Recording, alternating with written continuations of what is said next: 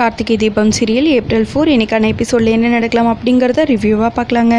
அபிராமி காவலுக்காக ஒரு ரவுடி நின்றுட்டுருக்காங்க. அந்த ரவுடி கிட்ட, தம்பி உங்களுக்கு எவ்வளோ பணம் வேணும்னாலும் நான் கொடுக்குறேன்ப்பா, என்னை விட்டுருங்க அப்படின்னு கேட்கவும், அப்படியெல்லாம் விட முடியாதுங்கிறாங்க அந்த ரவுடி. எனக்கு கையெல்லாம் ரொம்ப வலிக்குது, இந்த கட்டையாவது அவுத்து விடுங்களேன், நான் எங்கேயும் ஓட மாட்டேன் அப்படின்னு சொல்லவும், சாப்பிடும்போது மட்டும்தான் அண்ணன் கட்டை அவுத்து விட சொல்லியிருக்காங்க, நீங்கள் இப்படி சொல்கிறது அண்ணனுக்கு தெரிஞ்ச அவ்வளோதான் அப்படின்னு சொல்லவும், சாப்பிடும்போது மட்டும்தான் கட்டை ஊற்றி விடுவீங்களா, ஏன் தண்ணி குடிக்கும்போது கட்டை ஊற்றி விட மாட்டிங்களா, எனக்கு ரொம்ப தாகமாக இருக்குது, எனக்கு கொஞ்சம் தண்ணி கொடுங்களேன், உங்கள் அண்ணன்கிட்ட சொல்லாதீங்கப்பா ப்ளீஸ், இந்த கட்டை ஊற்றி விடுங்களேன் அப்படின்னு கேட்கவும், சரின்னு கட்டை ஊற்றி விட்டுட்டு ரவுடி போய் தண்ணி எடுத்துகிட்டு வரலான்னு போகிறாங்க. அதுக்குள்ளே அபிராமி அங்கேருந்து எஸ்கேப் ஆகி ஓடிடுறாங்க.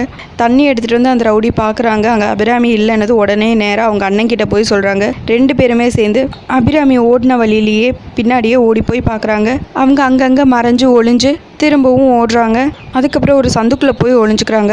அந்த ரவுடிங்களும் இவங்களை ஃபாலோ பண்ணிகிட்டே வராங்க. இன்னொரு பக்கம் கார்த்தியும் போலீஸ்காரங்களும் மணியை கூட்டிகிட்டு வந்து அந்த குடோன்லேயே தேடி பார்க்குறாங்க. நாங்கள் இங்கே ஏற்கனவே வந்தோமே, அப்போ இங்கே யாருமே இருக்கலையே அப்படின்னு கார்த்திக் கேட்கவும், சார் நாங்கள் இங்கே தான் சார் வச்சுருந்தோம், இப்போ எங்கே போனாங்கன்னு தெரியல அப்படின்னு அந்த மணி சொல்லவும், இங்கே பாரு பொய் சொன்னீங்கன்னா நீ அவ்வளோதான் அப்படின்னு போலீஸ் சொல்லவும், இங்கே பாரு நீ பொய் சொன்னீங்கன்னா அவ்வளோதான், உண்மையை சொல்லு, அந்த அம்மாவை எங்கே வச்சுருக்கீங்க அப்படின்னு கேட்கவும், சார் நாங்கள் இங்கே தான் சார் வச்சுருந்தோம், வேறு எங்கேயும் மாத்திர பிளானெல்லாம் இல்லை சார், நிஜமாக தான் சார் சொல்கிறேன் அப்படின்னு மணி சொல்ல, சரி இவனை ஸ்டேஷன் கூட்டிகிட்டு போங்கங்கிறாங்க. அதுக்கப்புறம் மணியை வேறு ஒரு போலீஸ்காரங்க ஸ்டேஷன் கூட்டிகிட்டு போகிறாங்க. கார்த்தியும் அவங்க ஃப்ரெண்டும் அபிராமி ஓடின வழியிலேயே இவங்களும் போய் பார்க்குறாங்க. இன்னொரு பக்கம் அபிராமி இருக்கிற இடத்த கிராஸ் பண்ணி அந்த ரவுடிங்க 2 பேரும் ஓடிட்டுருக்காங்க. அபிராமி எந்த வழியாக வந்தாங்களோ அந்த வழியாகவே ரிட்டன் போகிறாங்க. கரெக்டாக அந்த நேரோடு பார்த்து ஒரு வண்டி வந்து இடிச்சிட அவங்க கீழே மயக்கம் போட்டு விழுந்துடுறாங்க. பக்கத்தில் இருக்கிறவங்கலாம் ஓடி வந்து அபிராமியை ஹாஸ்பிட்டல் கூட்டிகிட்டு போகிறாங்க. போன அந்த 2 ரவுடிங்களும் திரும்பி வராங்க. இங்கே கூட்டமாக இருக்கிறத பார்க்குறாங்க.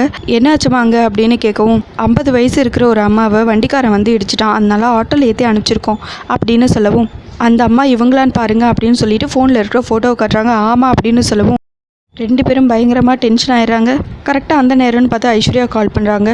என்ன ஆச்சு, கார்த்தி வந்தானா அப்படின்னு கேட்கவும், இல்லை மேடம் அந்த அம்மா தப்பிச்சு ஓடிட்டாங்க அப்படின்னு சொல்ல, என்ன சொல்கிறீங்க அப்படின்னு கேட்க, ஆமாம் மேடம் எங்ககிட்டேருந்து தப்பிச்சு ஓடி வந்தாங்க, ஆனால் ஒரு வண்டியில் மோதி கீழே விழுந்து பேச்சு மூச்சு இல்லாமல் இருக்காங்க, அவங்கள ஹாஸ்பிட்டல் கூட்டிகிட்டு போயிருக்காங்களா, எந்த ஹாஸ்பிட்டல்னு தெரியல, எப்படி இருந்தாலும் இங்கே இருக்கிற லோக்கல் ஹாஸ்பிட்டலாக தான் இருக்கும், நான் போய் பார்த்துட்டு உங்களுக்கு இன்ஃபார்ம் பண்ணுறேன் அப்படின்னு சொல்லவும், இங்கே பாருங்கள் எக்காரணத்துக்கு கொண்டு பிளான் மிஸ்ஸே ஆகக்கூடாது அப்படின்னு சொல்லிட்டு ஃபோனை கட் பண்ணிடுறாங்க. ஐஸ்வர்யா கரெக்டாக ரியாவும் அந்த இடத்துக்கு வராங்க.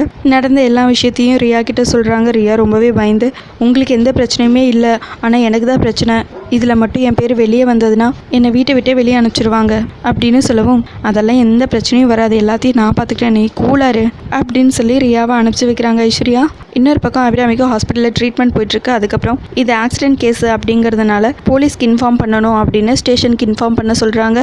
யார் என்ன அப்படின்னு ஆட்டோ டிரைவர்கிட்ட அட்ரஸ் கேட்கவும், எனக்கு தெரியாதுங்க, ரோட்டில் இவங்க விழுந்து கிடந்தாங்க, சரி ஹாஸ்பிட்டல் கூட்டிகிட்டு போய் சேர்த்துலாங்கிறதுக்காக ஹாஸ்பிட்டல் கூட்டிகிட்டு வந்தேன் அப்படின்னு சொல்லவும், ஹாஸ்பிட்டலில் இருக்கிற நர்ஸ் சரின்னு சொல்லிடுறாங்க. நான் தான் தப்பாக புரிஞ்சுக்கிட்ட போல இருக்குது கார்த்தி, ஒருவேளை அவங்க வேறு இடத்த தான் மாற்றிருப்பாங்களோ அப்படின்னு போலீஸ் கார்த்திகிட்ட சொல்லிட்டு இருக்காங்க. எப்படியும் ஸ்டேஷனில் இன்ஃபார்ம் பண்ணியிருக்கிறதுனால அவங்க மூலியமாகவே கார்த்திக்கு அபிராமி இருக்கக்கூடிய இடம் தெரிய வரப்போகுது.